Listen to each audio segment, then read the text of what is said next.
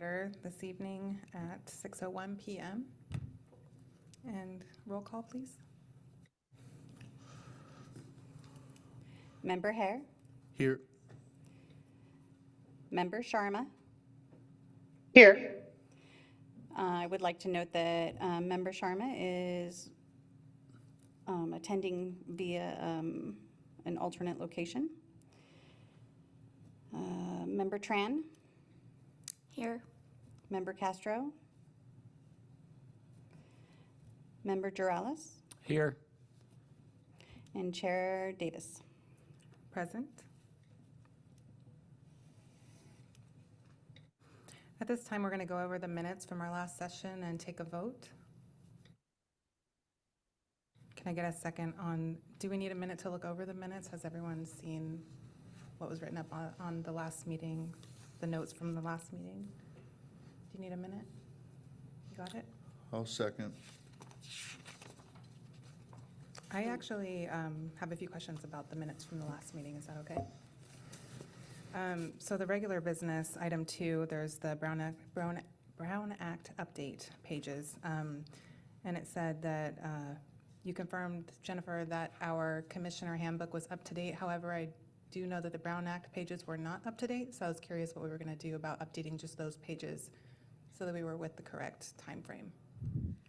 So I did talk to the city clerk's office, and they said that any updates, once they are completed, then they would be sent out to all commissioners once any updates have been completed.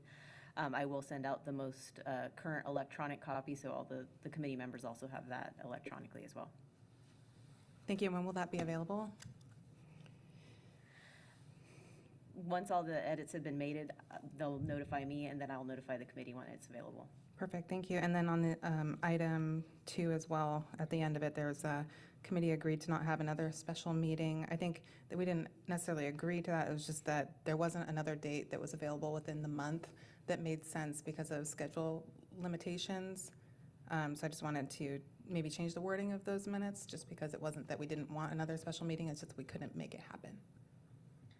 Yeah, and the notes were just stating that as for the majority vote, that there was not going to be a special meeting held. That was the only intent of the meeting notes.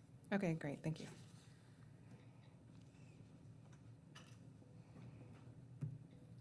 So motion to approve the minutes then on those terms.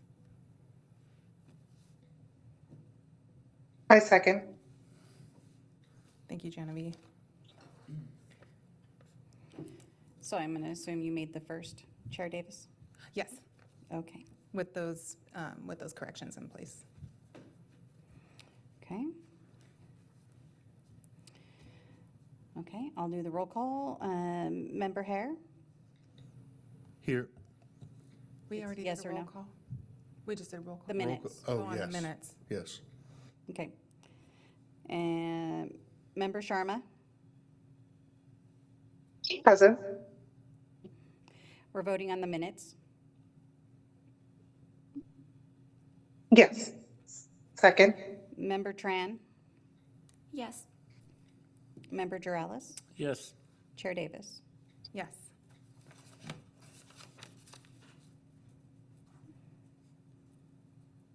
I'd like to open up this time for comments from the public on non-agenda items.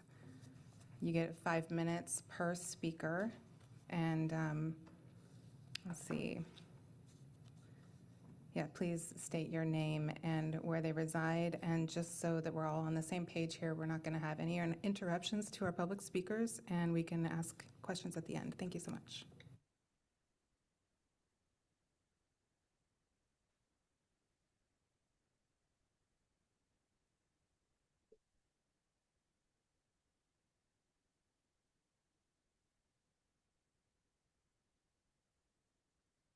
The Arts Commission is to, I'm sorry, your mic was not on for the beginning of your introduction. Can we back up her 5 minutes so that it's publicly available who she is? shall I start all over again? I'm Nancy Meller.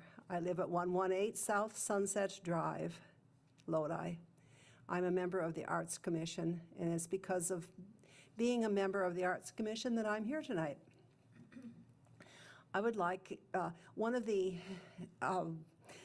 important and current projects that the Arts Commission is involved in is one that's very dear to my heart, which is storm drain art. We have two examples of storm drain art right now downtown, and one is basically across the street. This way, I'm sorry, it's on Elm Street. And anyway, we're about to put some more up. We've had approval from the Arts Commission, and we are planning to put 4 beautifully culturally appropriate, we believe, storm drain art drawings at the corners of Eden and Central Avenue. And we also are interested in doing quite a bit more of this work. And the reason I'm telling you about it, and I used to be a member of this group, and I talked about this a lot there when I was a member of the group. The reason I'm mentioning it is because I'd like to invite you to work with us, because I know that this group is also interested in improvement. And if there's anyone who is interested in artistic improvement, especially sidewalk art, I would be very happy to invite you to work with us. And that's my message. Thank you. Are there questions? Thank you, Nancy, so much for coming and sharing with us your ambition on the arts. I think that it really does tie in with our beautification attempts and our intentions. So thank you for coming and speaking. I'll open it up for questions. You're welcome. I'm not opening it up for questions, for the record.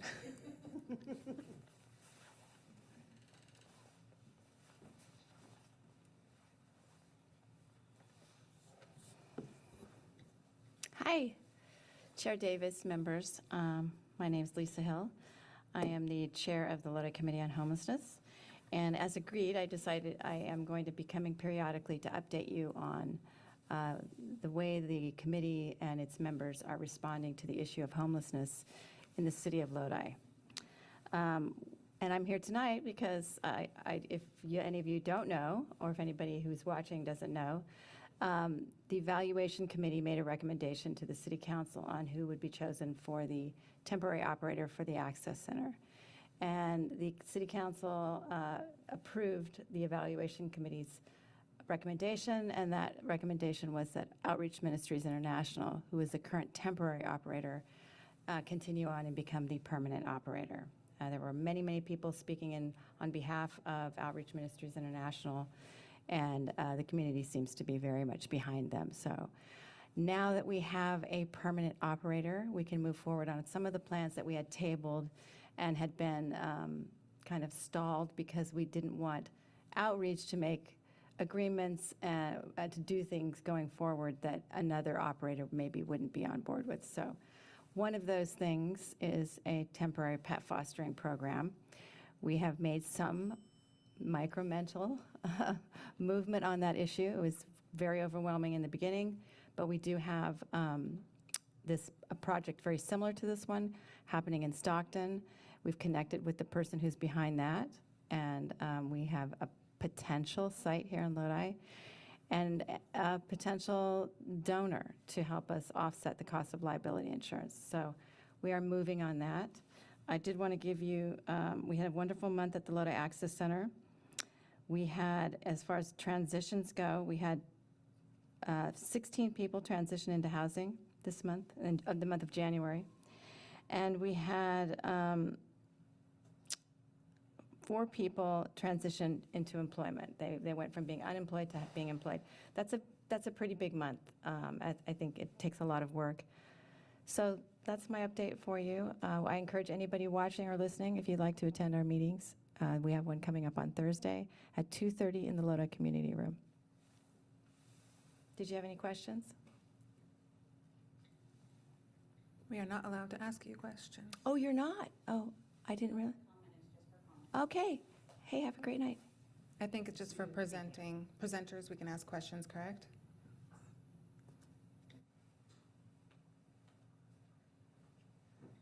Well, I want to say thank you for sharing.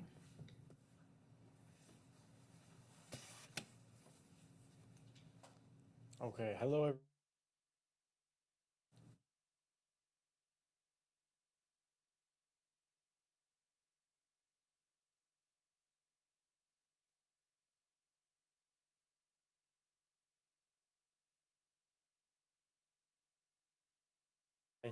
and I'm.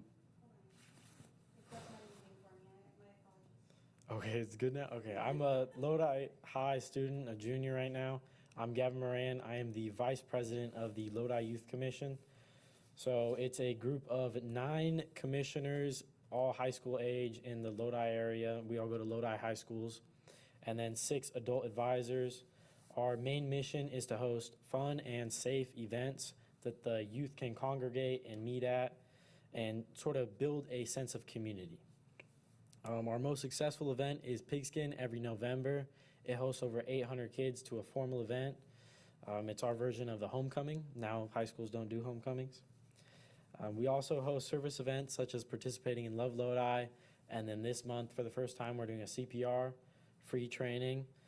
And then the last thing, which really connects to you guys and your committee, is we are hoping to host our first free family day at Lodi Lake. It's going to be a combination of games, crafts, nature education, everything in between. And then also a big part can hopefully be our youth resources and business fair. So run by this youth, for the youth, getting youth more opportunities and involvement in their community and their futures. In general, we're just looking for ways to reach out and help others in our community, mostly focusing on the youth around our teenage age. And we hope to work with you guys on this committee as well a lot this year, especially this year. That is our big goal. And then just as a little thing, we do not generally meet in June or July over the summer months. And we do lose a few of our members each year due to college or just anything else of the sort. So thank you guys. Thank you so much for coming tonight. Of course.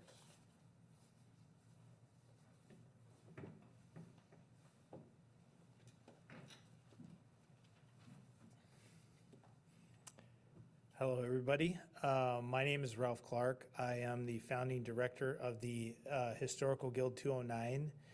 We are responsible for the popular Facebook group Lodi History 411 and 209 History 411. I would just like to extend my thank you for your volunteer work here, and I also would like to encourage that as a part of the improvement of Lodi is to make sure we look to the past and historic preservation. Very important to preserve buildings and the sense of community that we have. It's not just the buildings, but the stories that happen in the buildings. And a lot of times I feel like in a lot of committees, we can lose sight of the stories that went along with the buildings. And so my group, what we're working on right now is a kind of a roster of historic places in Lodi that we can disseminate to yourselves and other councils so they know exactly what our historic resources are. My group is also working to bring back historic events, like the main one right now we're working on is the Kitty Parade, because the parades were popular in Lodi at one point. So we are working right now to seeing if we can make that happen again. It was a very popular event in the old days.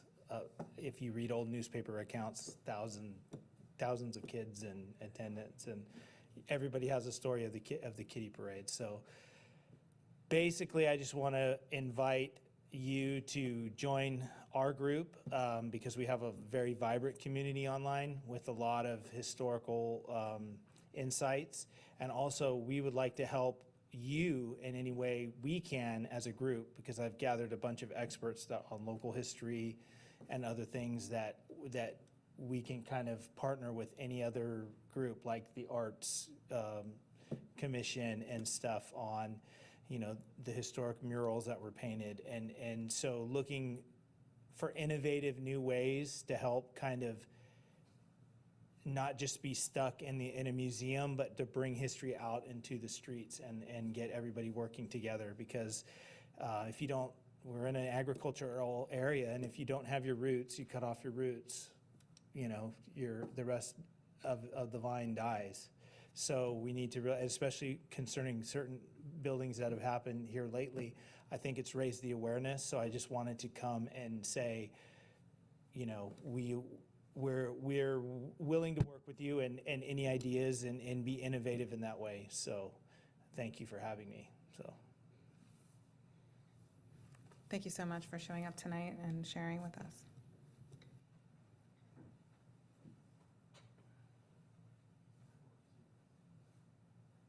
Do we have any more public comment tonight? Seeing none.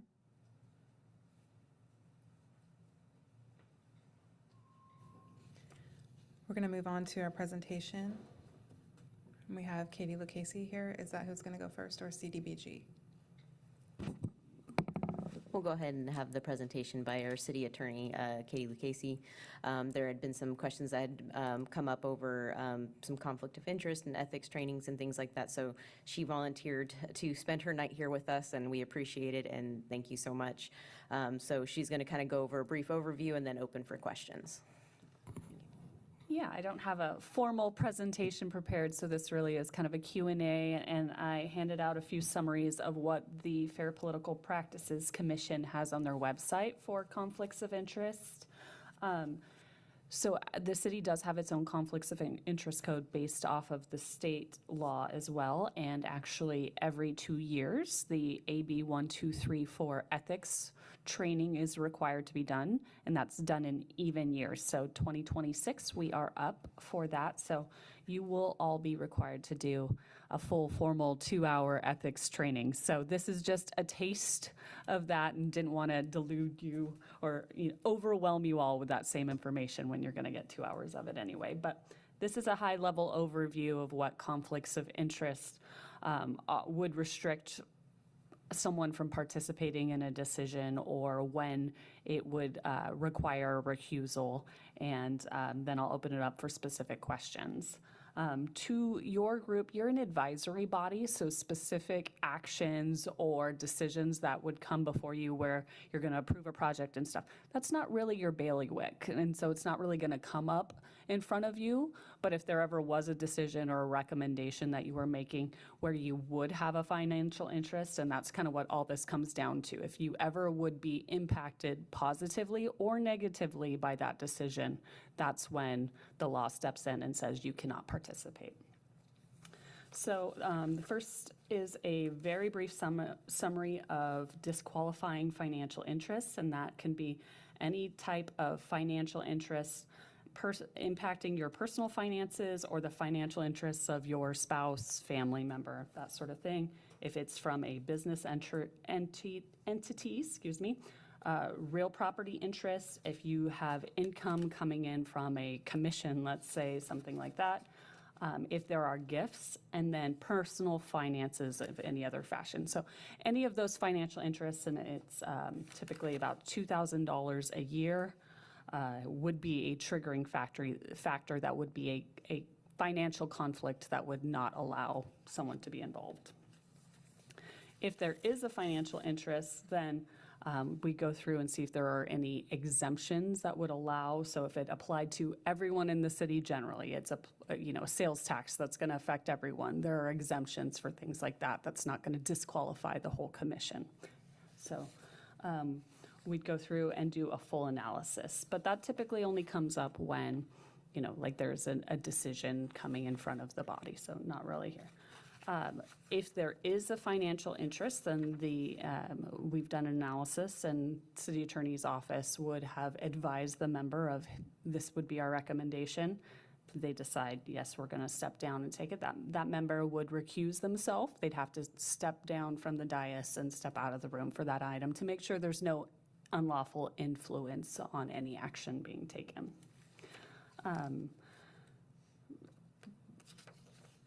Typically, that's not, like I said, not going to happen for this group. There is an exception for if there was a number, we need a quorum present, and there are more than a quorum conflicted out, then you could do things like draw straws in order to try to continue with the action, but those are narrow cases. So I would say that there can be generally bias and interests in things that otherwise come up, but what actually creates a disqualifying interest is that financial connection, and that's kind of harder to achieve. So if anything, you think that there could be an interest or you want an analysis done on any particular decision, our office is always available to run through that, look at the FPPC regs, the Fair Political Practices Commission regulations, and the Fair Political Practices Act, and go through those sections with you. The other handout I gave is about holding two positions, and I know that all of you are part-time public servants here that have volunteered your time to dedicate to the city. You have outside occupations and other committees and things that you're involved in. So I thought that would be relevant. It talks about both public agency service and private occupations, and says only when those interests that lead to an actual financial impact would create a disqualifying interest for you. And you can hold a public position and have private employment, or be employed by a public agency separately and serve on a public agency as well. There's a lot of very detailed specifics as far as gifts and what would qualify as a conflicting gift. So if you get a gift and you're wondering, does this qualify? Would I have to get that back? Again, you guys are volunteer advisory, sort of. So I don't think it's really going to hit you all, but there's lots more there. So I'm going to leave that at kind of general high-level overview. The other sheet is about ethics training requirements for local officials. You do have the AB 1234, and then effective this year, SB 827 adds on a financial requirement.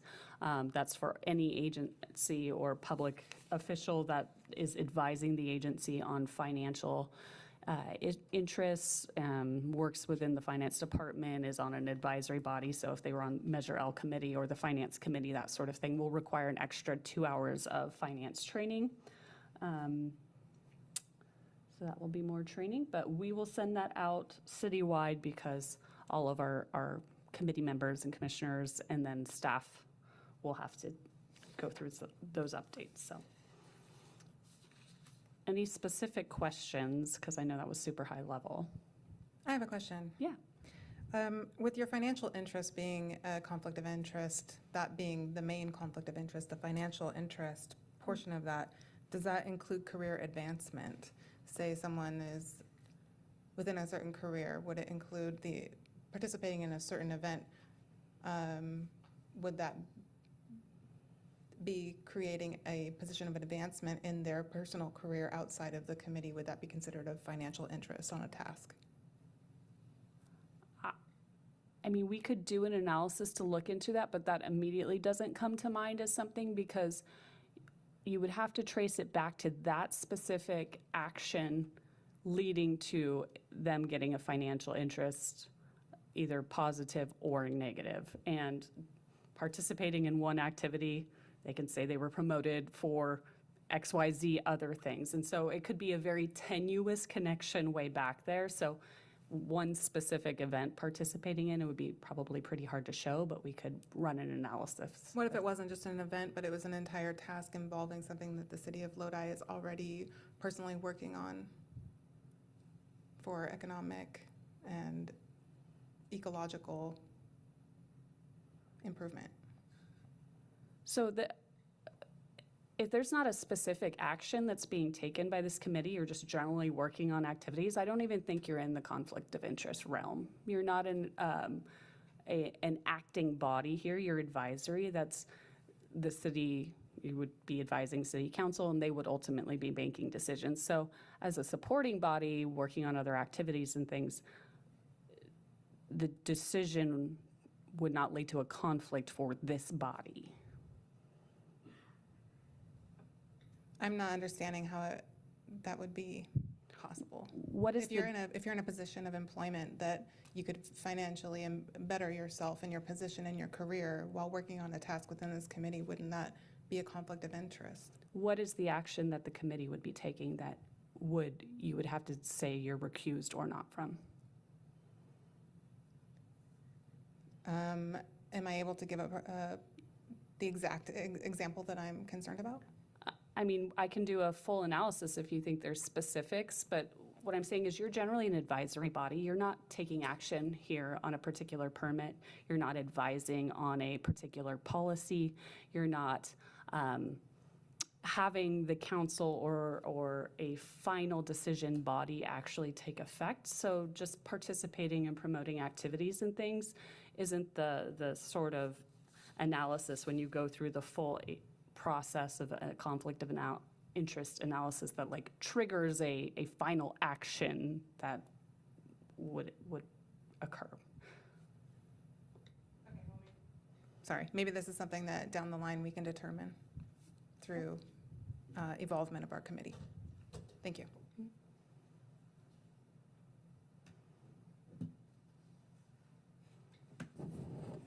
And Chair Davis, just a note, anytime anything does come up, we do send it to City Attorney's Office so they can do a full analysis and determine if there is a conflict of interest. And so if there was ever any concern or thought from a committee member on their own task or any other task, then we can submit that to them, and then they make a final determination, and then we share that back with the individual that had that concern.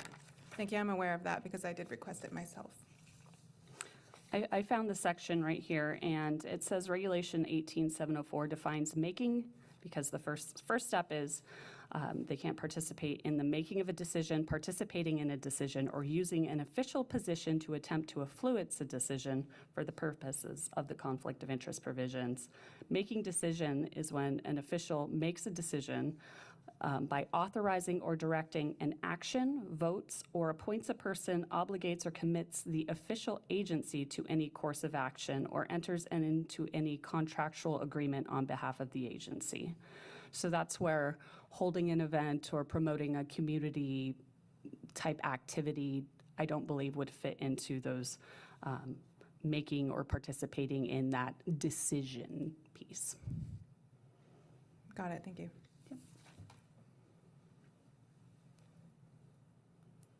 Do you have any other questions or comments from the committee?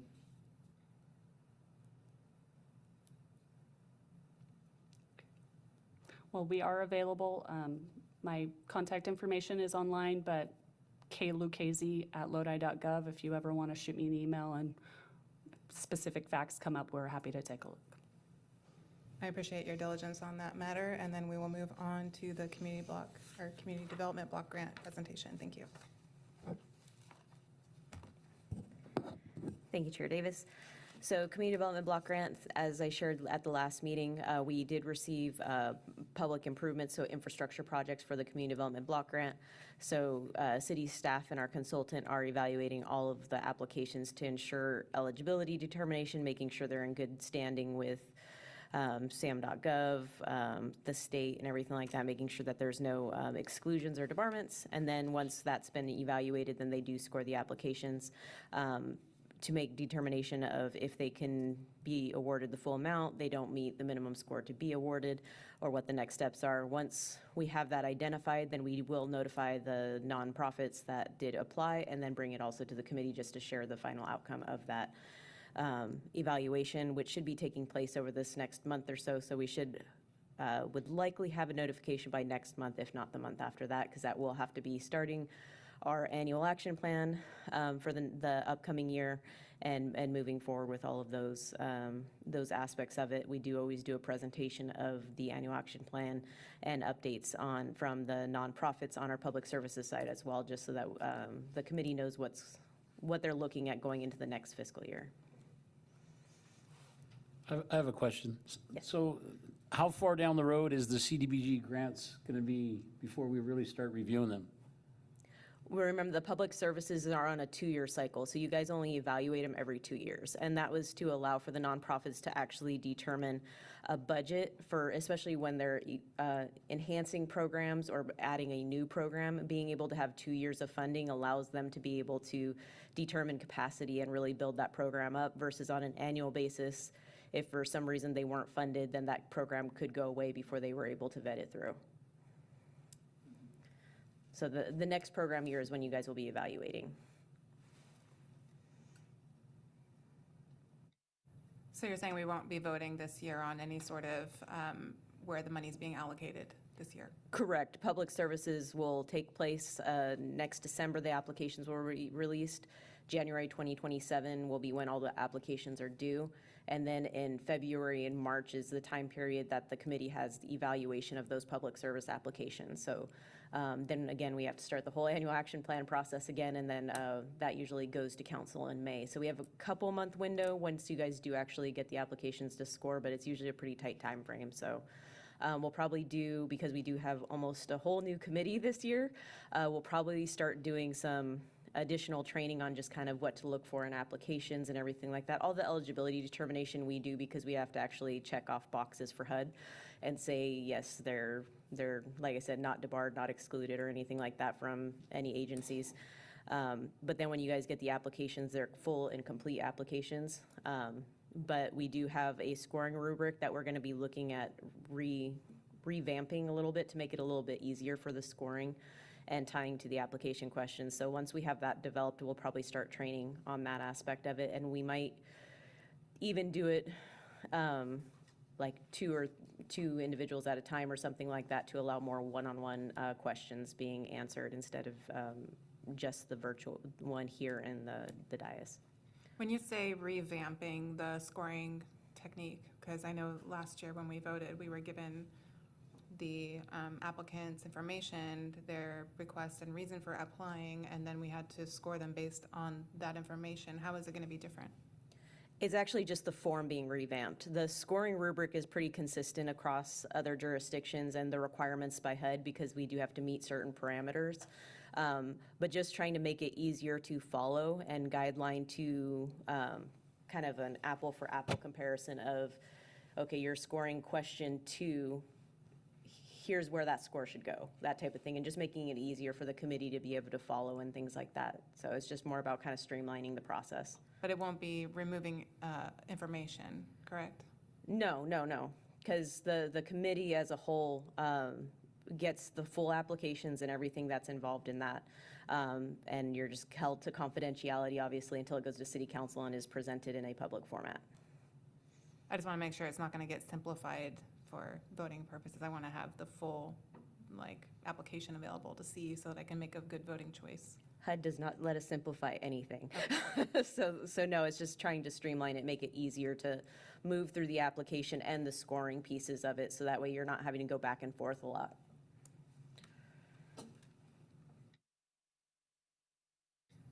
Does that conclude your presentation? Yes, it does. Thank you, Chair. Does anyone have any questions for Jennifer about that?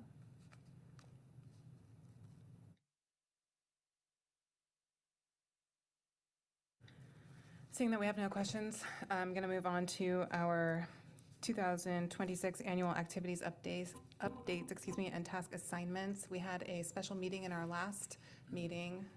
We had a regular meeting, we closed out and went to a special meeting, so we had a nice 2-hour chunk of time to kind of go through and decide what it is we wanted to focus on in this year. And so in the middle of that the conclusion of that meeting was that we all kind of narrowed down what we would like to focus on, and those tasks were then emailed to our liaison. And so we're going to discuss that this evening to determine going forward what we're going to actually be focused on. So I'm looking forward to getting into this portion.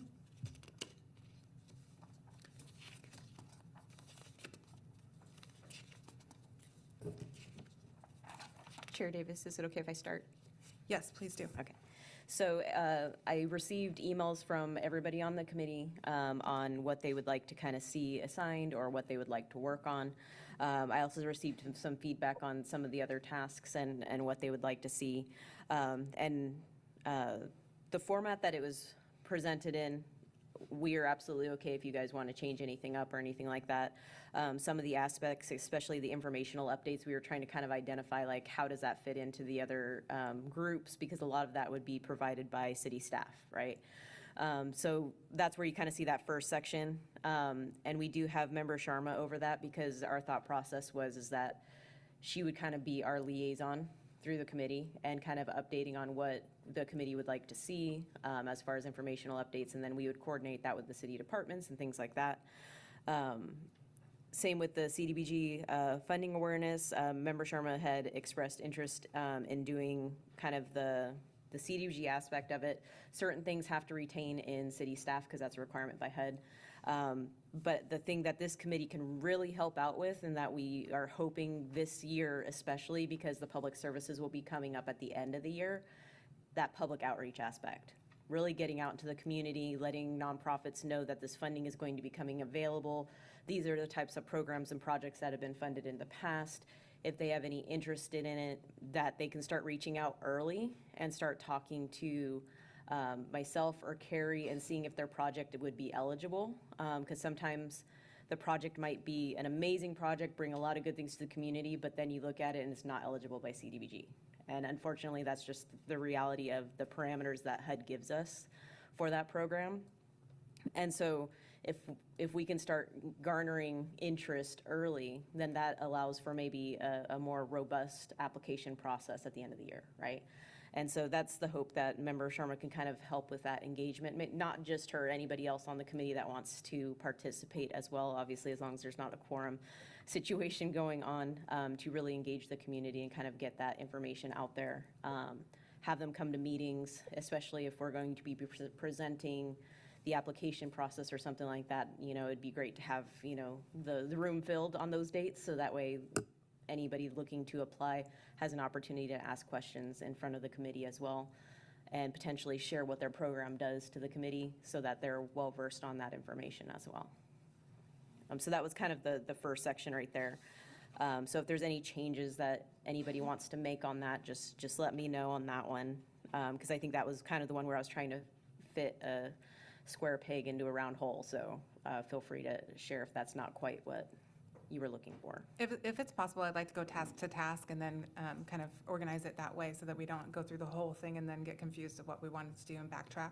Yeah, that's fine. Okay, so do we have any objection to task number 1, informational updates? I don't have an objection, but I have a recommendation. I would like to have you along with me since I'm new to the committee. I wouldn't want to have anything that'll go against it and say, this is where I failed. I don't want to feel anything on the end. So if the council or the members can allow Lindsay to be along with me, that would be really appreciative. Otherwise, I'm happy with the ownership of the roles I've been assigned. Is that something that we should vote on as a committee, or?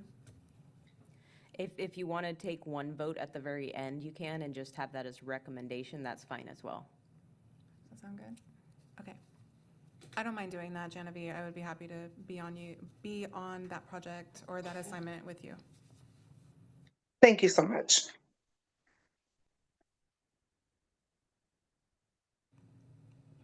Question, just to clarify, because I am making notes so that I can make the changes. We're doing that for both A and B, or just for A? Or just for B? I don't want to carry any part of B because I have other tasks and I don't want to take on too So much just to for A. where I'm like, Perfect. yeah, just A for me. Task 2 is community well-being. Currently, it's Dawson and I on that task. I think so far that sounds like everything that I've read in here seems to align with things I would be interested in doing, and I just want to make sure that that's good with you, Dawson. Yeah, I'm good with that. I do have a comment on 2C. I don't know if we want to talk about that yet, but I'm good with 2A. Just so the public audience has an idea of what we're talking about here, I'll just kind of brief over it. It's advanced, item A would be advanced youth programs. That's going to be collaborating with the youth committee and doing things within the public outreach sense to try and engage our youth and adolescent group to be a part of the community. And then we have gang prevention, enhanced youth programs, and opportunity. So we're going to try and strive to just do as much engagement as possible. And then B is animal services support. Dawson, I don't know if you want to be a part of that with me or if that's just something, if you want to focus on the youth portion. I don't mind helping you with that.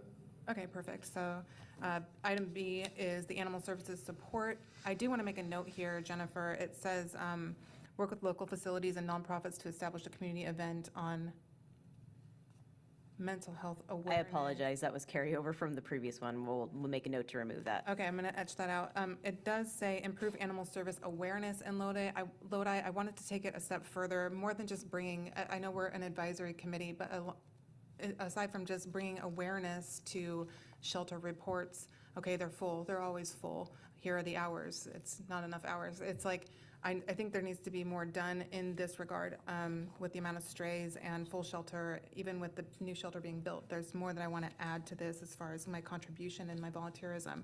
I don't want to just bring awareness. I want to do interactive collaboration with the animal shelter and any rescue group that might be willing to collaborate with the improvement committee on behalf of eradicating our homeless animal problem, and also offering updates on like events for low-cost spay and neuter programs, adoption events, so statistical reports, but alongside collaboration with the animal services within Lodi and bring them to events and help them get community engagements to reduce the population of unhoused and also create more vaccinated, healthy, overall animal services throughout the city of Lodi. And then Dawson wanted to comment on item C. Member Davis, if I could just clarify, because I just want to make sure. Do we want to keep it to an extent a little bit more vague, like improve animal service awareness in Lodi and collaborate with community partners to enhance available like resources or something like that? So that way that kind of doesn't box you in. That sounds perfect, Okay. because I don't know how far I can or will take it, but those are my goals and my intentions.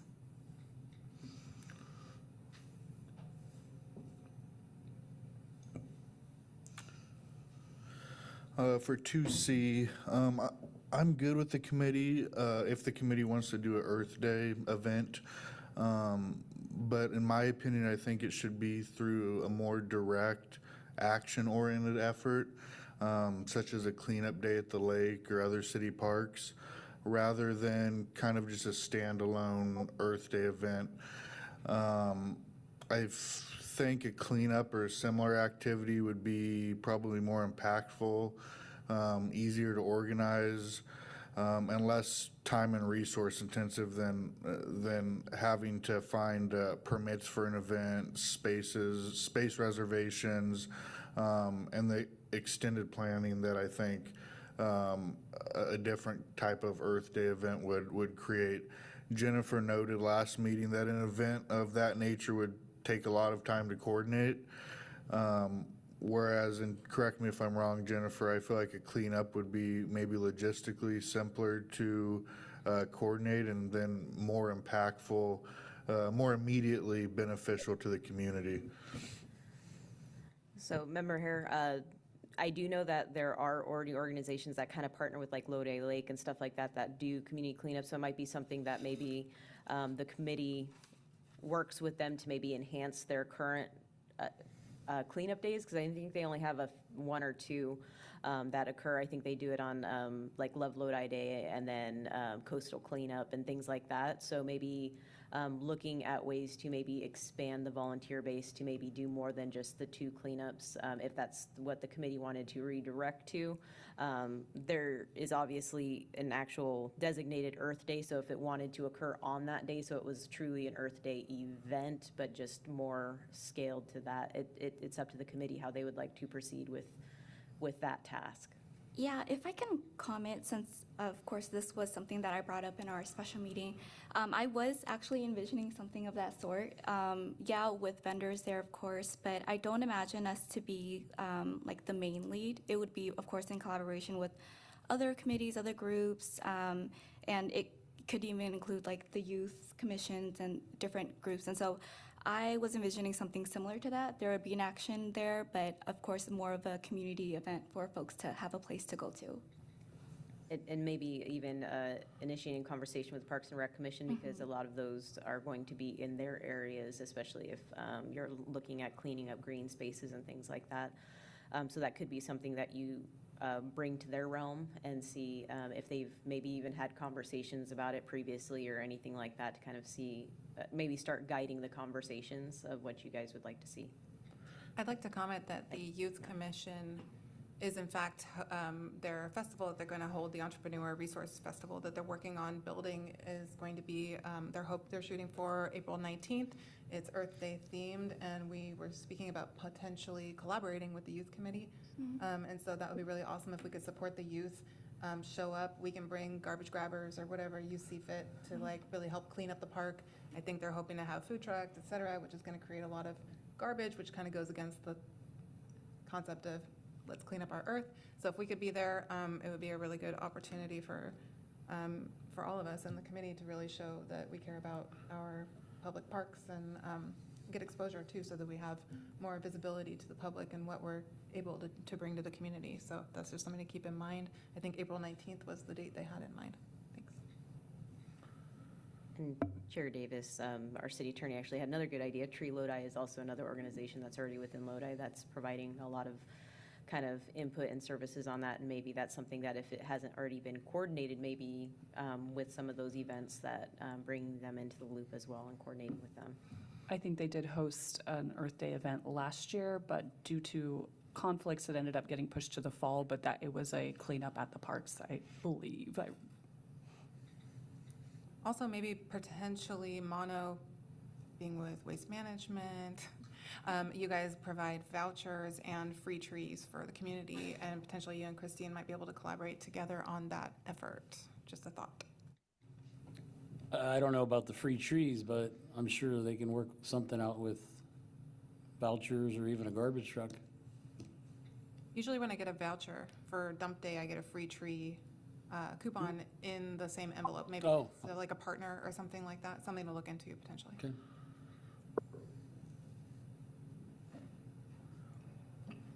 Any more comments on that task? And Christine, I don't see you on any other task other than that. Is there anything else you wanted to partake in? I was thinking potentially beautification. She's, Let's see, there was also 4B that I have, but, yeah, Mono, I know that one is yours for city beautification, so if you want support on that, yeah, happy to. Okay, great. Okay, should we move on to item 3? We have community improvement. That's Mono. Mono, I see you listed quite a bit on these tasks, and I was wondering if maybe you felt overwhelmed by the amount of tasks you're assigned on here. But let me know your feelings on item. No, I'm not overwhelmed. It's just that I'm out and about in my daily work-wise, so I see a lot of stuff. It's just communicating to the right people to get something done. And I think I can help out somehow if I can. If anybody has any questions, I can look into it deeper. But I actually like all these tasks. I figure since you're on the ground and you're in the street every day, like driving over all the potholes, and you can notice when crosswalks aren't working and things like that, if you could just make a Yes. mental note or something and then kind of report, so that maybe we can make that an item to send to the city, like, hey, this is a continuous problem, we really need this crosswalk lighting fixed, or whatever it may be that you notice stands out to you as a priority. Thank you. Thanks. Chair Davis, I do want to note that we would request that Member Dralis does that after hours, so that way it does not conflict with his daily tasks. Yes, absolutely.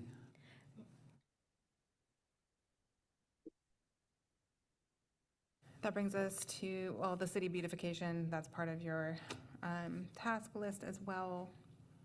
That's why I was thinking someone on the committee should probably collaborate with the arts department. We had Nancy Mallory here this evening talking about the drain art. And is there anyone that are you wanting to work with Nancy on bringing that collaboration to our committee? Would you be interested in going to their committee meetings and seeing what that is? I'm not really too sure, but, I mean, I'm not saying no. But she meets at 2:30, she said, right? Or- Their next meeting is on the 12th at 4 o'clock, I believe. Okay. And if that's not something you can make, I'd be happy to go. and sit in on the art meetings occasionally and kind of get updates if you want to put me on the beautification. Just would like love for that. that portion of it, for note Yes, taking. you can.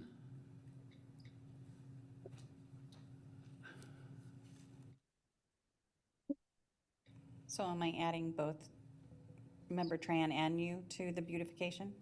I think mono has the, unless you want to be a part of the art. Let me see. Was that for C? Yes. Item C is beautification. However, with the environmental aspect of it, I know that I'm blanking on what it's called, the drain, the The port. sewer? The storm drain. Storm drain, Sorry. that's the one, storm drain. Her storm drain art is culturally savvy and it's environmentally based. I would like to support, but I know during the meeting times that they do have, I can't attend. So, I would have difficulty too, making. the I'd be meeting. happy to sit on the art committee occasionally and get updates and work with Nancy to try and get that pushed through.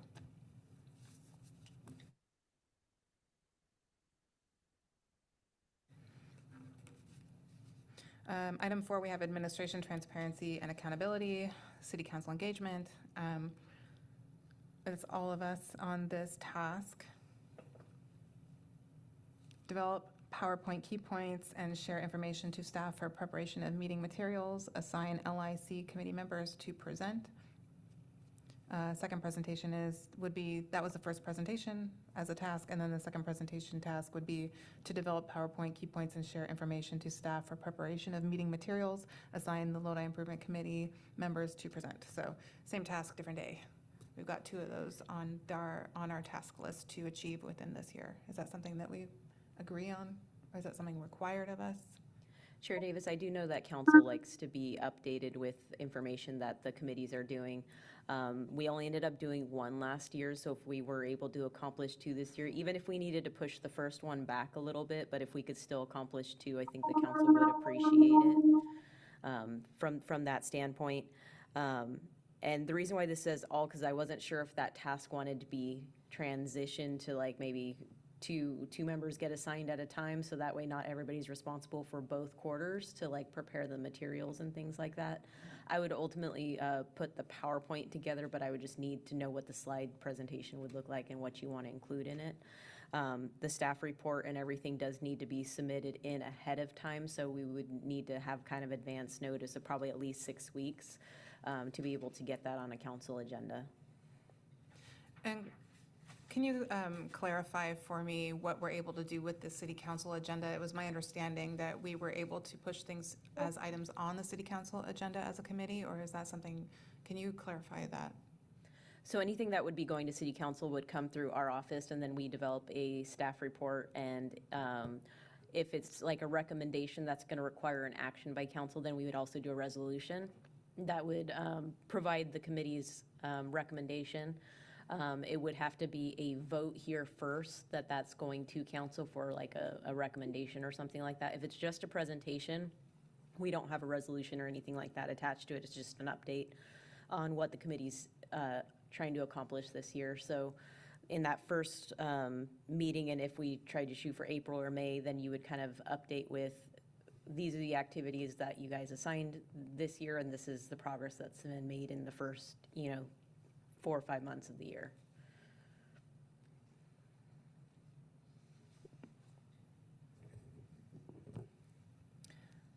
Okay, does anyone have any questions on item 4, letter A? And Chair Davis, I don't know if you wanted to take volunteers for the first quarter or for the first meeting. So that way, once you guys have all of the annual goals and activities identified, then they can start kind of frameworking what that's going to look like. Who generally presents to city council? Is there like a ranking ordinance, or is it whoever from the committee can go and share so long as we agree with the notes made, or how does that work? So in this case, you guys would identify who are going to be the presenter or presenters. Last time we did have 2 individuals that were presenting from the committee.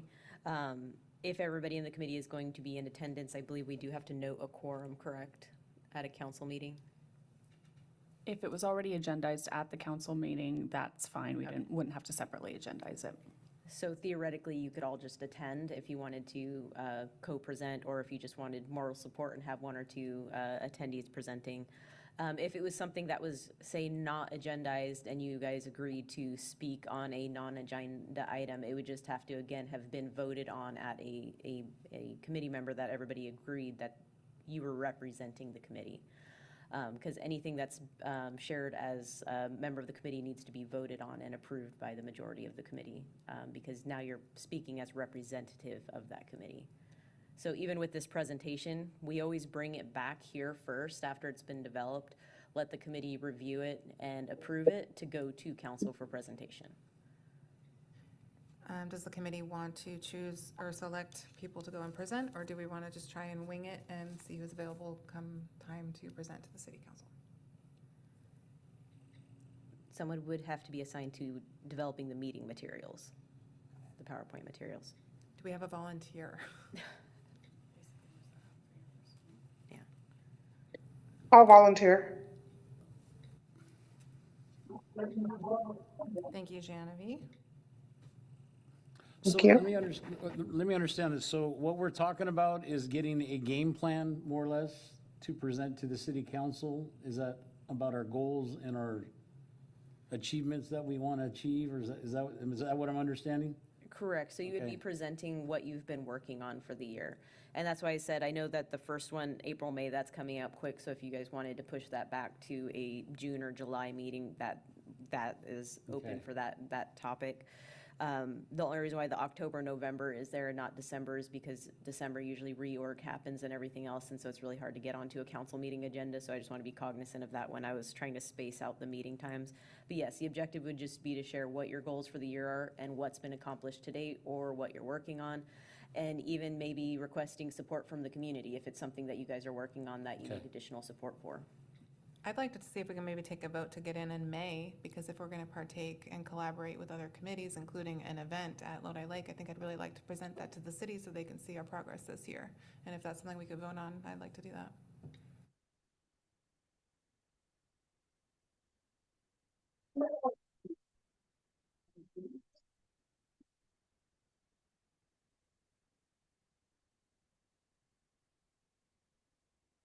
You may want to confirm if May is going to be good with Genevieve so that because since she volunteered to help out with that one. Genevieve, do you think you'll be available in May to present to city council? Yes, I should be.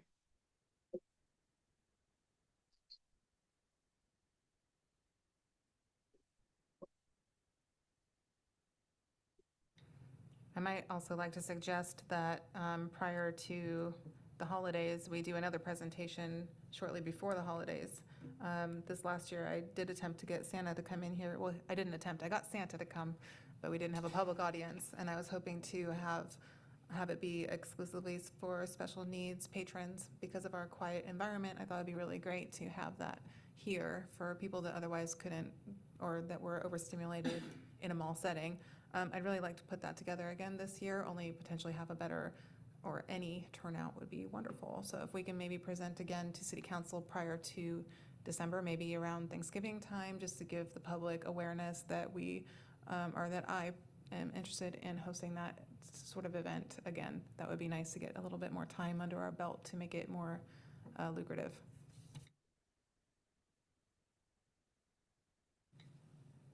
So Chair Davis, we just want to make sure that we're looking at May and then probably the second meeting in November. So it's right before that December holiday. That sounds good to me, and if it's okay with the committee, I would like to pursue those two times. I second.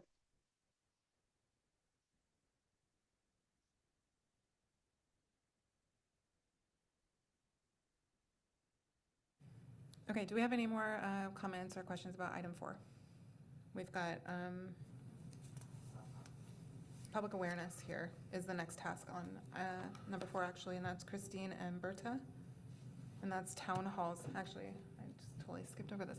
So town halls, EV chargers are the 2 tasks that are ongoing with Christina and Berta, and I'm interested in hearing comments about those tasks that were submitted. Chair Davis. Member Castro is not here, but she did send an email saying that she was okay with her task for the town hall, that she was okay with that. Okay, and I'm going to just reiterate that for public knowledge. The town hall task is to determine location for our town halls. Our attempt of this portion of our items is so that we can get actually out into the public. It's hard to bring the public in here, especially with everyone's schedules, and just getting everyone aligned to come into this very formal setting can be kind of obtrusive to getting out and reaching the public. So we're going to work on getting town halls out into the community this year. That's a big effort that we're interested in obtaining. So the description that's listed in our task menu here is to determine the location, the IT capabilities. We have to be able to properly administer our meetings within an internet platform. I assume it's going to go to YouTube. As it usually does, we're going to have to make sure that it's capable of doing that, develop presentation materials, provide information to staff to appropriately notify, I guess it would be, to probably notify. I don't understand the grammar in that task. So we would want to make sure that we've appropriately noticed the community that it's a special meeting, that it's not being held here, to ensure that, again, we do get public engagement at the right location. So we want to make sure that that's out there well in advance. Normally, this is only required to be agendized 72 hours in advance, which obviously does not give the community a lot of time to determine that they're going to be in attendance at something. So with the town halls, it would be good if we could get that notification out much sooner, not only just by the committee's engagement with the community, but maybe via social media, things like that, to really get that information out there, because if there's a lot of work that would be going into having a meeting at a separate location. So wanting to just capitalize on that and making sure that the audience that this is being presented to is aware of it and able to attend. And what is the rule with the 72 hours is for regular meetings or special meetings? Can you clarify? For regular meetings, we're required to post an agenda 72 hours in advance. That's a requirement. But you are able to notice meetings in advance, especially if it's going to be a special meeting. So that would be, our hope is that if things are being planned at another location, say, I'm just throwing something out there, Boys and Girls Club or whatever like that, then you would know that location, you know the address, you know the date and time that you're planning on that. The sooner that information can get out to the community, the better, to be able to, again, fully capitalize on the location and the attendance at that meeting. Okay, got it. So it's just a minimum 72 hours, but it Minimum would of be 72 more hours. beneficial to give more notice, obviously. Correct, yes. Okay, great. Yeah. And a clarification, so special meetings actually under the government code are only required to have 24 hours. So you actually can have less, but here when you are changing up the typical meeting location and wanting to boost that attendance to your staff members' comments, it's important to get that out early and try to promote it in press releases and things like that to try to encourage folks to come to those locations earlier the better. Thank you for that clarification, Katie. Appreciate it. The other part of this task is the EV chargers. Christine, you're on that task. I'm just curious what you had in mind for that. And Chair Davis, if before she starts, I did talk to our EUD director yesterday, so, or was it today? It was today. So if I can just jump in real quick, if that's okay. I'm sorry, what's a UD director? Oh, sorry, electric utility director, or assistant director. Actually, I really would like to hear her concept of what it is she was thinking before. That's why I was trying to share information, because some of it was tied to what the electric utility was trying to accomplish. And so I had an update from her. That was the only reason why, because I wasn't sure if that would change the direction of that or at all or not. Okay, proceed. So I did talk to Melissa Price, and she's over at EUD. She's the assistant director over there. And so they do have the EV master plan already approved, and they are already working towards having a contractor that is going to be actually implementing that.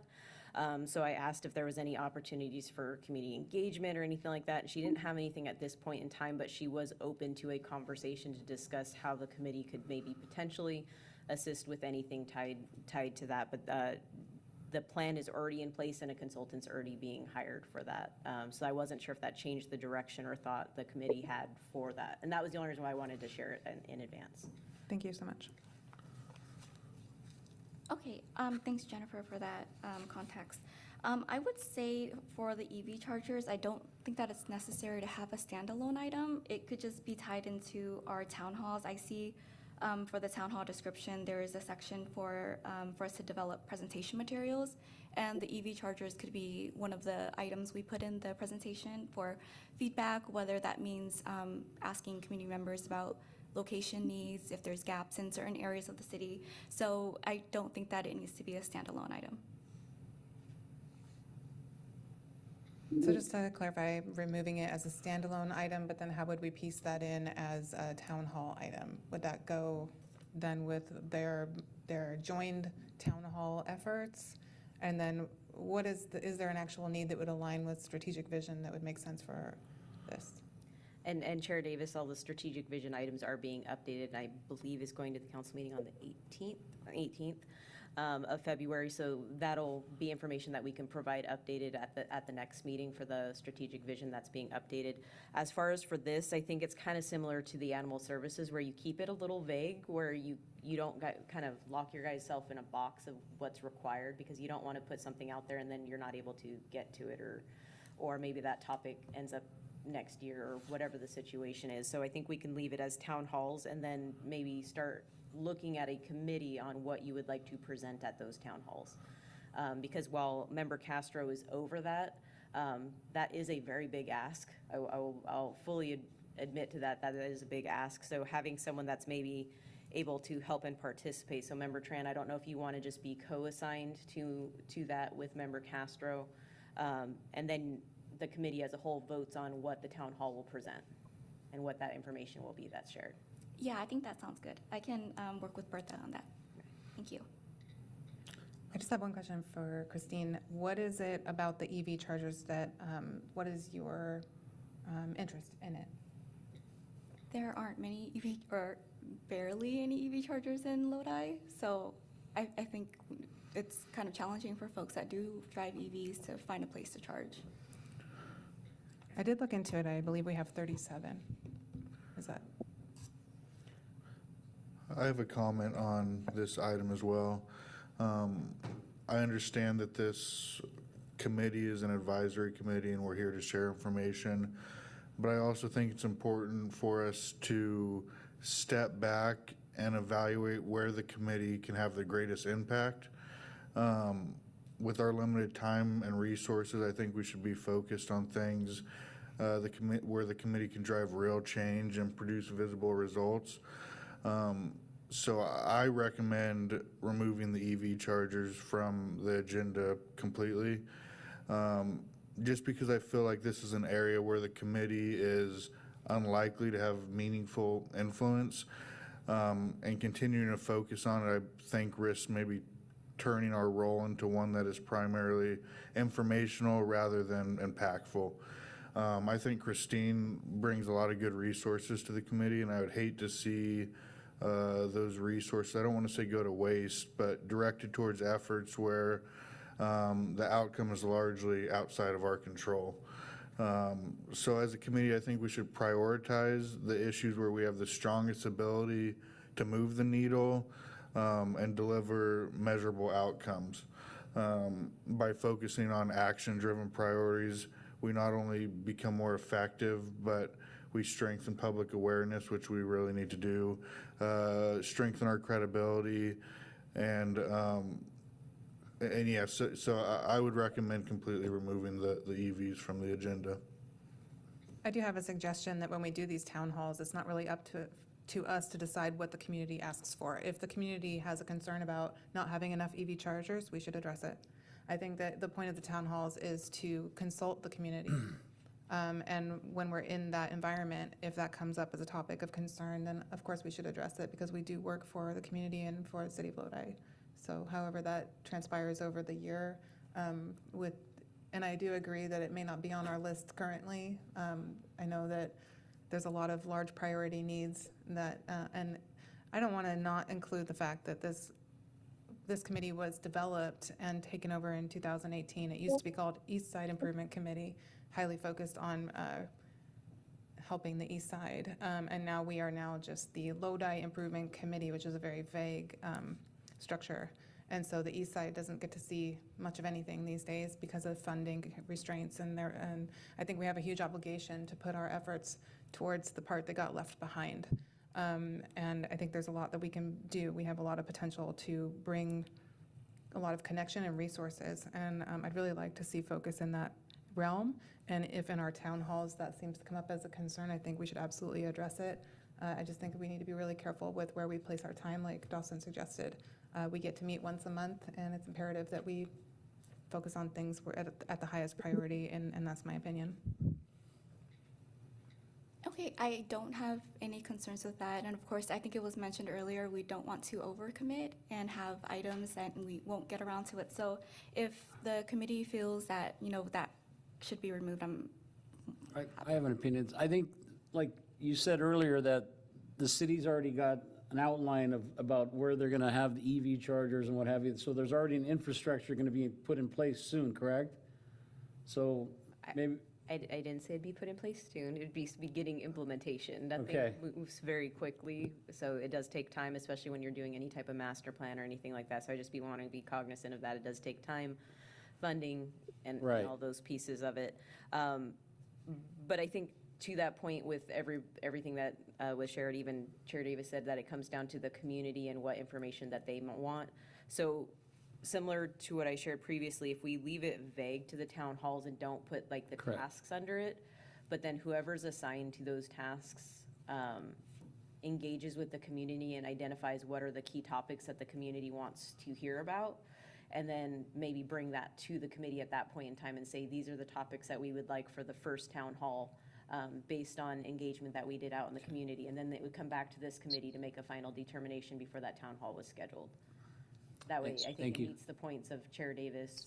I think it meets Member Hare and Tran as well, if we leave it to where whoever's assigned to that is going out to the community and really trying to identify what they would like to hear about.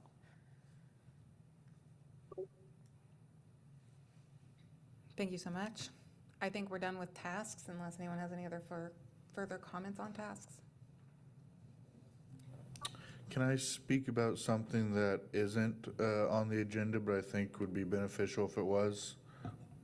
Member Hare, is it not on the task list or not on? On the task list, sorry. Okay, yeah, this would be the time to bring that up. Okay.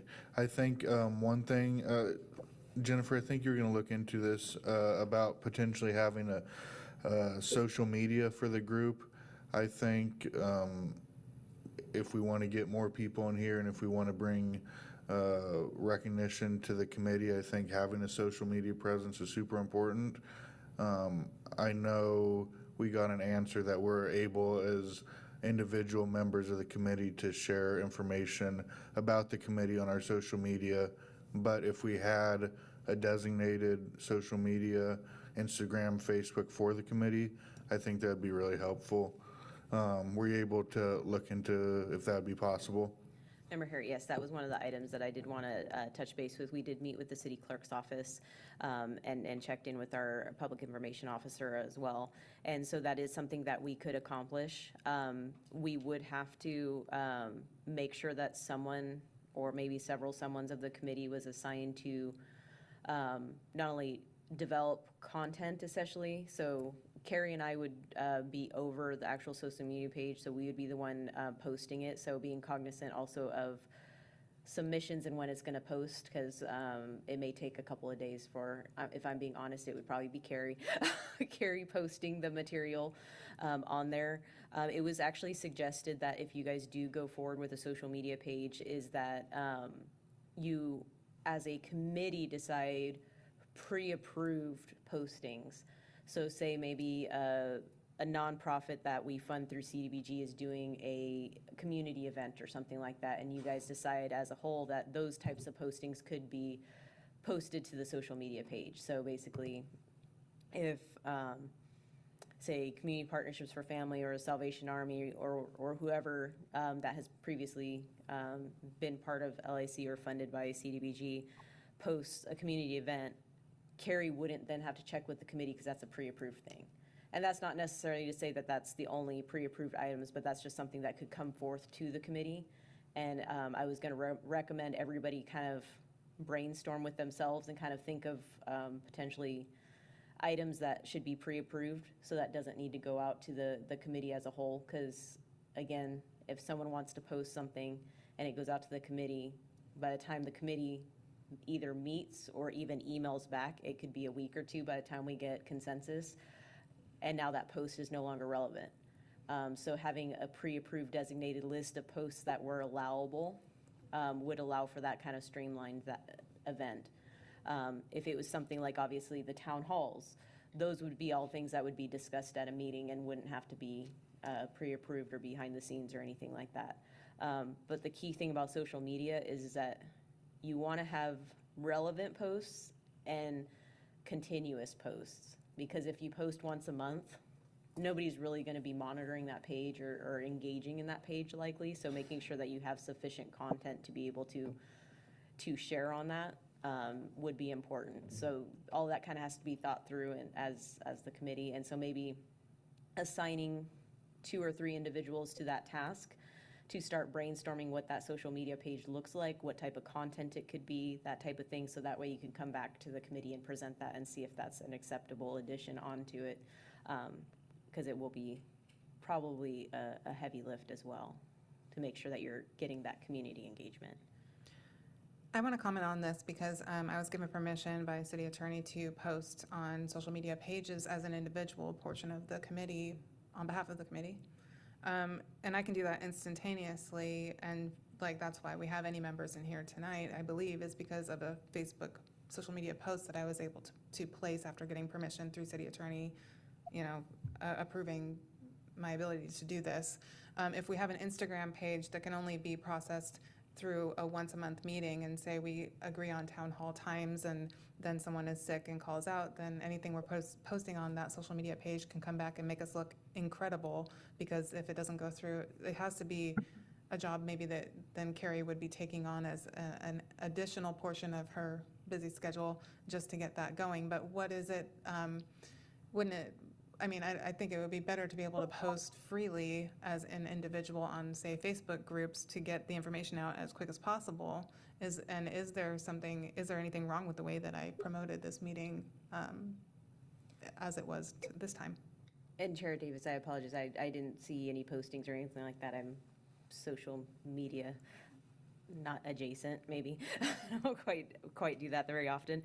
But yes, as an individual can share anything that, like this meeting, anything that's going on in the community and everything like that, being cognizant that you're sharing it as an individual. And also just being cognizant that you are still a representative of the city in any of your postings and interactions thereof. And Katie may have more to add to that because she's the one that's going to keep all of us out of trouble. But with a Facebook page or an Instagram page that is designated towards LIC, yes, you're right, it would take longer to get those postings on there because if member Hare sends something to Carrie, she may not get to it, for 2 days or something like that, and she gets that posted. And there might be some wordsmithing that has to happen or something along those lines as well, which is where that pre-approved list could potentially come in, where if you guys say these type of postings are pre-approved by the committee and okay, then if a member shares something with Carrie, then she knows she doesn't have to wait till the next committee meeting or send out an email for a consensus or anything like that. She can just post it. And that does enhance some of the timing as well. But you are correct. If it's your own individual page, you can do that instantaneously, whereas it may take a day or two to get that stuff posted. I'd like to volunteer to be the online promoter, if that's okay with the committee, and I'll take on responsibility and the liability, because I feel like that's the fastest. And if someone wants to partner with me on that, I think we can get up to 3 people to, no more than 3 can like a post, right? Yeah, so you could all, from your own personal pages, if the city's posted the agenda, say you wanted to share it on the page, you could all do that to your own personal pages. The restriction just comes with any other members liking or sharing your shared post. It can't ever create a quorum. So you could take a general city page, or if this committee did have its own page and you're all out sharing it, you can do that as long as it doesn't create this chain of all of you. But from your own page, you could share information, share a link to the agenda, any of that on your own personal page is fine. Okay, and then would it be possible, say I'm posting, or can I possibly reach out to you and say, I'm planning on putting a post? Do you want to edify what I'm saying, or do you want to make sure that what I'm saying is legitimate enough for me to post it? Is that something I can work out with you so that I'm not biting myself by posting something I shouldn't? So that you don't have to maintain what I'm posting necessarily, but if I have a question, can I send it to you to have it? Sorry? Well, I think what you're saying is if it's your personal page, correct? What I'm asking is if I put together a paragraph and I'm including links and I want to correspond with nonprofits, or I want to promote a meeting that's coming or a town hall, and I put together like a potential post, can I submit it to Carrie or Jennifer and then make sure that it's within, that it's legible enough to post? Is that something I can do? That would be beyond what would be authorized, because then you're trying to, taking more action. So you can do that on your own page and it go directly from you, but the city staff, or we can't be advising on it as coming from this body and being, approved by this body. So that would be more. But if it's your own words and you put that out, that's fine. But we couldn't weigh in or approve it per se. Okay, that's fine. I'll just, whoever decides to work with me on this effort, we can correspond amongst ourselves and decide if it sounds legal. And as you shared, as long as it's under 3. Yeah, and similar to what Katie said, is that if you all are sharing it out, share it out from the originating source is the easiest way to avoid a quorum, instead of, mono sharing Lindsay's page or vice versa or something like that. Do we want to choose anyone that's interested in joining me in this collaboration of social media effort? Seeing none, I'll do it myself. I'll help you, Lindsay. Okay. Keep it. I can occasionally help you.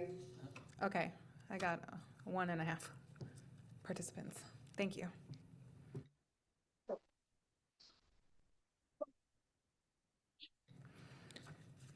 Do we have any other task comments or questions? Last thing I have. Sorry, go ahead. Last thing I have is just so I understand, so we're gonna add this social media to the task list, or since we're going to the direction of posting on our personal pages, are we gonna leave it off? Since it is on your personal pages, you can just coordinate that activities, but it would still fall under the quorum guidelines. Thank you. I'd like to leave it off the task anyway, just because I don't want to be obligated to it, but if I feel like it might benefit to promote it, I want to be able to do that. I think Genevieve had something to say. Genevieve, did you have a comment? I don't have a comment. I had actually a request. Maybe it's not on the items yet. Maybe we would like to put it up on the next items. Is a requesting for a legal counsel for our committee.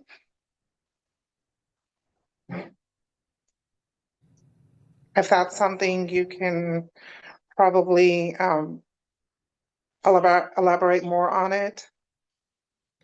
That can help us walk through the meetings and everything and keep us safe. I think maybe it's just, I know that because we're all new and we don't really know all the official rules just yet, and we're learning, there's a lot of interjection that happens, and we're kind of like trying to learn when we can talk, and if we had someone to kind of guide us, even if it was someone that could sit in on the first 5 meetings or so throughout the year to kind of guide us through when it's appropriate to talk and that we don't interrupt our presenters, and when to, do those things, that might be beneficial. And Member Davis, I actually spoke to Jessica after the last meeting. She's going to get me some training materials. It's actually from Planning Commission, but still relevant to any committees or commissions. And I will send those out to everybody here. And hopefully that'll help on that front. And then if there's still questions after that, then maybe we can address it at a future meeting and maybe put it on as a topic. Maybe you could advise me as a chair. if we have a presenter or we have a member that's speaking out of turn, is it my obligation to correct the behavior, or is it up to the program specialist, or is it up to you? Who's supposed to, like, chill out the group? Who's in charge of that? And Chair Davis, you are the facilitator of the meeting, so if there's something that you felt was out of turn or anything like that, and you can even change it to where when you turn to the committee and ask if anybody has questions, they raise their hands. Those all could be things that are designated in there. That's why usually if I ask to speak, I ask Chair Davis because I'm asking you for permission, and you can absolutely say no or something along those lines as far as that goes. And the Planning Commission training that I was going to share out is, one of them is actually specifically for the chair position, which will kind of guide how to kind of redirect some of those conversations, or kind of what order to like call people out in and everything like that as well. I will say that usually if it's a member of the community and if there are any concerns and they are not abiding by what the chair is telling them, like if you're saying 5 minutes are up or whatever like that, then that's where Carrie or I would probably step in and speak up. Okay, that sounds great. I just want to know my place and what I can demonstrate for the committee. And I'd like to add to last year, I believe it was the end of January last year, we had Michael Colantuno came in and gave a meeting procedures training. So that should be recorded on our meeting website, and we'll have copies of that available so you can go online and review it. And a couple years ago, Olivia and I came and did an informal presentation on meeting procedures for this committee. So if that's something that you'd like done again, we can do that. We are going to be doing some more training on meeting procedures after the Brown Act changes from SB 707. So we are kind of rolling that into our protocol manual update. And so that's taken a little longer, but in the next coming months, that will be coming. So it'll be an opportunity for you to get some meeting procedures training as well. But I think the Planning Commission one, I've attended that conference before. They have excellent resources, so that's a great spot to start. And then these other ones, but happy to fill in with questions as well. The city attorney's office has not fully staffed all of the subsidiary boards and commissions in the past, except for when there's specific items or questions or one-off sort of meetings. It's not to say we can't, it's just there's only two of us right now. So timing-wise, it could take, but I understand you have newer members and may want more assistance in the beginning, and that's very understandable. okay, are we safe to move on from tasks, comments, questions? Next on our list here, we're almost up to the end of our meeting. We do have a few items left. We have comments and announcements from committee members and staff on non-agenda items. Do we have any of those? You have regular business first. Regular business, just kidding. We have item A, determine topics for upcoming meetings. Okay, this is going to be good. We have to decide what we're going to be doing. So what are we looking at for March? What do you guys want to have?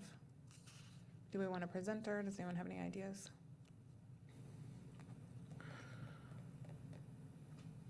It looks like there was a recommendation for Bob's to present at the March meeting. So maybe if that's not going to be feasible, then we can change that.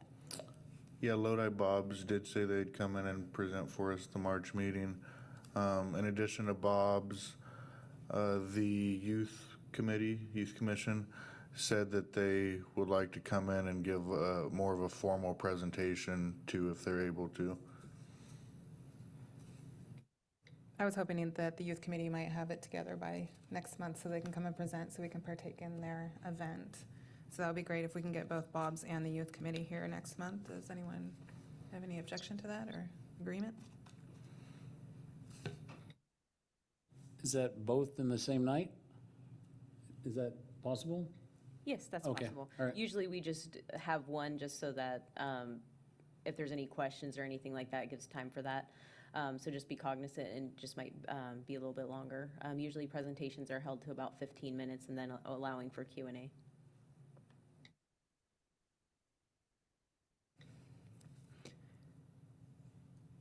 So I'm not really sure about the dashes following A as far as where to take this item. I do see the option to ask the public if they have anything to say. Is it, Are you talking on the chair agenda? Because I don't have a copy in front of me, but yeah, it's the chair agenda, and it's regular business, and then it says determine topics for the upcoming meetings, and then it has all these ticket items after it, so I'm not really understanding how it's relevant with what we're talking about. yeah, like I said, I don't have it in front of me, but yeah, Okay. you just need to determine, just, the board needs to determine Do I need to should I open this up for public comment?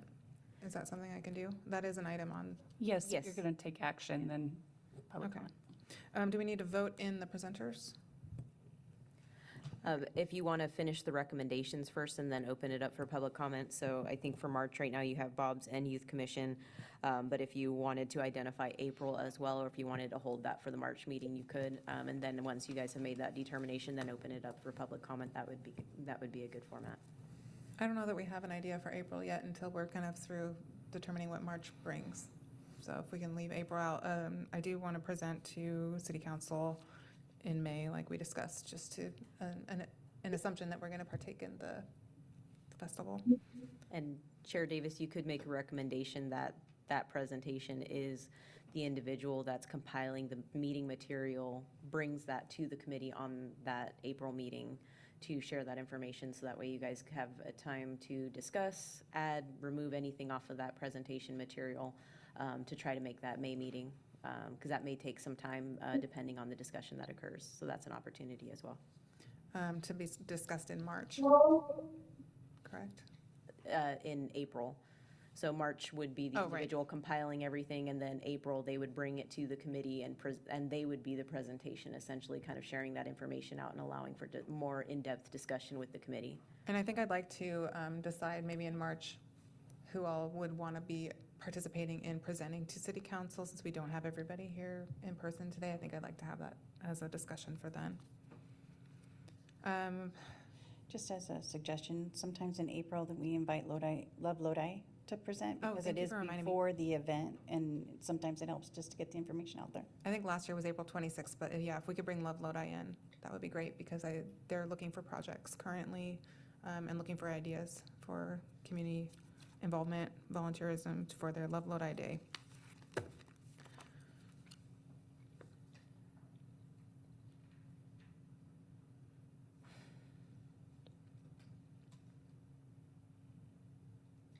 Okay, I don't think we need a motion to vote on anything here. Do we have any comments or announcements from committee members and staff on non-agenda items? Chair Davis, if you would like to open it for public comment for the regular calendar items or regular business. Is there anyone who would like to speak publicly on our regular business items? Seeing none. Okay, comments and announcements from committee or committee members and staff on non-agenda items?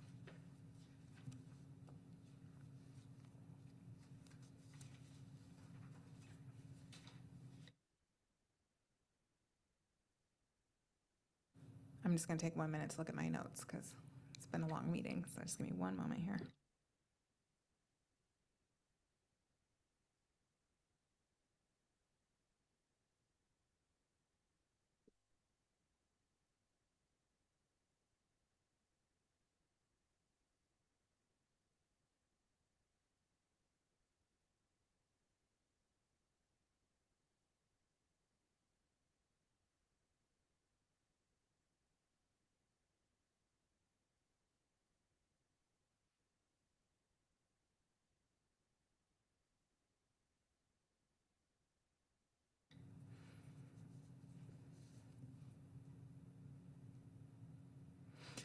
We currently do not have a vice chair, and I was wondering if we could nominate a vice chair.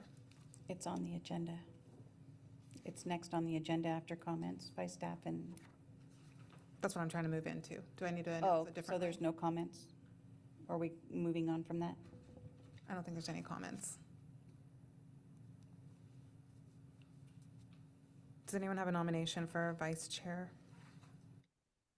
I do, for Dawson here. I second. Third? Any other nominations before Carrie goes to vote? Dawson Hare would be great. You have to call for other nominations. That's what she was trying to say. Are there any other nominations for vice chair at this time? I thought, I don't understand that because I called for nominations. Is that, Oh, who else would there be? I'm sorry, I'm confused. apologize, just for clarification. So the point of process is that you ask for nominations. If you receive a nomination, before you go to vote, you ask if there are any other nominations, just to open it up to the committee in case, say, Member Dorales wanted to throw his hat into the ring or something like that. And then if that was the case, then you would go to vote for that. But since Carrie has asked if there's been a second nomination and there wasn't, then you guys would just be voting on Member Hare. Congratulations, Member Hare, you're our vice chair. She still has to do the vote. Oh. Let me do Sorry. the vote really quick. Who seconded that? I'm sorry, was it you? That's what I thought, okay. Thank you very much. All right, Member Hare, Yes. Member Sharma, Yes. Member Tran, Yes. Member Dorales, Yes. Chair Davis. Yes. Congratulations. Thank you, guys. Congratulations, Member Hare. Thank you. Can you brief over his obligatory duties as vice chair? So Chair Davis and Vice Chair Hare, if Chair Davis is not able to perform her role as chair, then you would step in as such. Just in normal format, you would sit in her seat at that point in time. Usually we would know in advance that the chair was not going to be available and confirm that you were going to be available to perform those functions. So you would follow through the agenda and call for a vote when it's required, move the agenda along if it's not required. Similar to the chair position, you would have all the duties and responsibilities of the chair at that point in time. Okay, thank you. And I will also send out the chair training to you as well, just in case you do have to fill in for Member Davis. I do have a question. I need to backtrack to non-agenda items because there was something I knew that wasn't spoken about. On our online presence through the lodi.gov presentation, do we have a seat open or not? Because I've had people interested in when they go to apply for the position to be a commissioner, it's not a pull-down option. It says that the seat is not available in the application process. However, if you go to the page for Lodi Improvement Committee, it does say that there is one vacancy and one terming out. And am I the one terming out? When is my term over? And why can't people apply, or is the seat taken? And Chair Davis, anybody that is terming out of their position is notified via email by our city clerk's office and allowed the opportunity to reapply. All of those positions, whether it's expiration of term or a vacant seat, does have to go to city council to open the vacancy. And so if it has not gone to city council and has not been approved, then that will remain closed. But once it's approved, then they open it up. Our city clerk's office is the one that opens and closes those vacancy seats or the termed positions. And just to note, if your term does expire and you apply, and a determination is not made prior to your expiration date, and Katie, please speak up if I misspeak, you can still attend the meetings until a decision is made for that seat. And then once a decision is made, then you would, if you're reappointed, then you would continue on. If you were not reappointed, then you would have to step away at that time. When is my term over, and when is the city clerk going to open that position up for applications? I believe it's going to the meeting on the 18th, if I'm not mistaken, but I will confirm with our city clerk's office on the exact date that will be opened up, and I can send that out to the committee, and I can also send out any termination vacancies that are coming up as well. And also noticed was that none of our member names are listed on the website at all. The city clerk's office will be updating all information on those pages. We do not update those pages, but that was something that Carrie had actually spoken to the city clerk's office about, I believe, a week ago. Is the city clerk out of the office currently? When does she return? I've had no sort of communication. She should, supposed to be back in the office tomorrow. Okay. How long has she been out? We would not be able to speak to that. Okay. I haven't been able to get any sort of communication with city clerk. There is a general city clerk's email as well, just in case anybody's out of the office. It's always good to just kind of email that one, just in case. Similar to Carrie and I, we also have the Neighborhood Services general email that we both have access to. That way, if any of us are out of the office, then someone else can touch base as well. Okay. Yeah, if someone could just help me collaborate with city clerk, I'd appreciate it because I'm not getting any sort of communication. And in I'll that send regard. you the link on where you can find the member list and their dates of their expirations. That's on the website. Thank you. I appreciate that. And with that, I think I can bring our meeting to adjourn. Unless, I want to thank people in the audience for coming tonight. We appreciate seeing you. likewise, we're not used I to. want to thank everybody for allowing me to attend from alternate location. Thank you, Genevieve, for being here despite your logistics. I appreciate your interaction. Thank you.